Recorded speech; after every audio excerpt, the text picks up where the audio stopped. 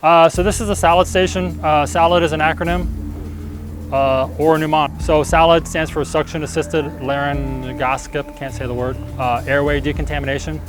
It used to be with the old blades, you could go in and you could get this in the oral airway in the cavity, and you could get schmeg on it, pull it out, vomit, whatever. It was no big deal. Well, nowadays, with the advent of the cameras, you'll notice that where the light is on the camera is your light, but it's also your lens. So the problem now is if you guys use video VL, can't say the word, laryngoscopy or whatever, you'll know that once you get any type of contamination on this, vomit, blood, or anything like that, you're screwed. So unless you're using something where you can just dispose of the blade and get a new blade, you're hosed. So what happened was back in 1919 or 1920, somewhere around there, the original Yankauer was developed, and it was made by a dentist. And no revisions had been made on that since then. So Dr. DeCanto is an anesthesiologist, came up with this. It's more rigid, so it doesn't actually, sure it can break, I haven't broken one yet, but it's more rigid. It has a larger bore so it can suction more, and it doesn't have the, oh my God, where's that hole at? Because you can't find the hole to suction because you can't find the hole because you can't find the hole. With that being said, if you guys all want to come over here on this side, you'll notice that the decanto is made in a certain type of design.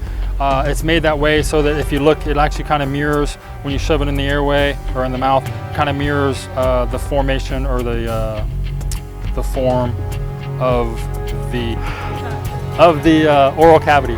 You'll notice that it's low too. So if it was up here, it'd be like, oh, that's where the airway is. But down here, it's like, oh, what's below the airway? The esophagus. So kind of food for thought. Same thing here. So what you can do is with this is if you grab it with your hand here and like just fist it, your knuckles line up with your the way that it's positioned. If you grab it this way, that would be inappropriate. It's not going to work. If you grab it this way, that's going to work. So what you can do with this is you can actually stick this in and you can actually displace the mandible with it. You shove it in, remember it kind of mirrors that formation, and you can displace the mandible with it. So the old days of me sticking my fingers in someone's mouth praying to God that they don't bite my finger off are gone because now I use this. So what we're going to do is this is going to fill up with stuff, schmeg is what I call it. We're going to suction ahead of the camera. So what's going to happen is it's going to fill up. You just take this and you just suction. It's not a rapid shove it down on the bottom. It's just a nice, easy side to side. So if you can see,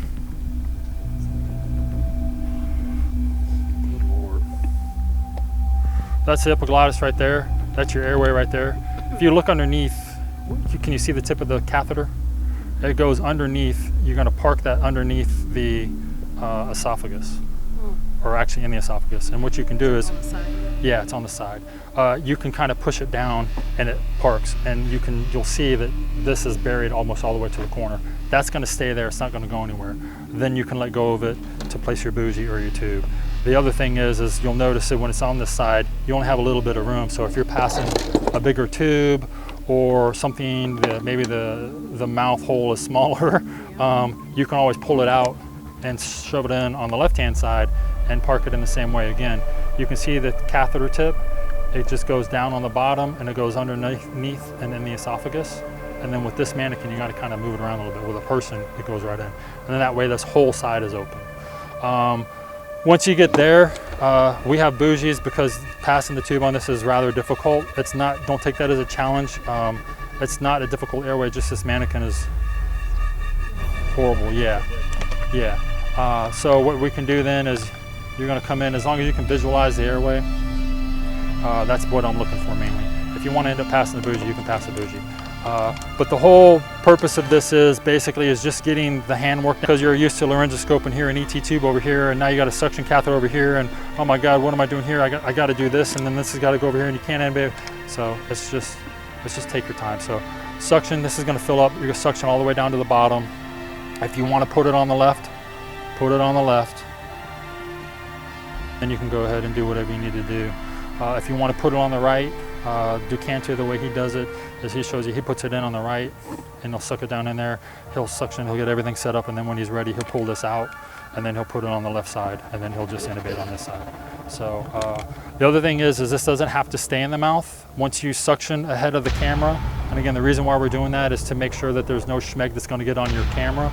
Once you've done that, and you can visualize the airway, if there's no blood or vomit or anything in the airway, you can take this out. However, just know that when you push that paralytic for RSI, you can relax those sphincters, and if there's stuff in the stomach and it's pressurized, or he's got air in there, or they bagged him or whatever, there's a potential for that stuff to come up and aspirate. So you may just want to leave that in there a little longer.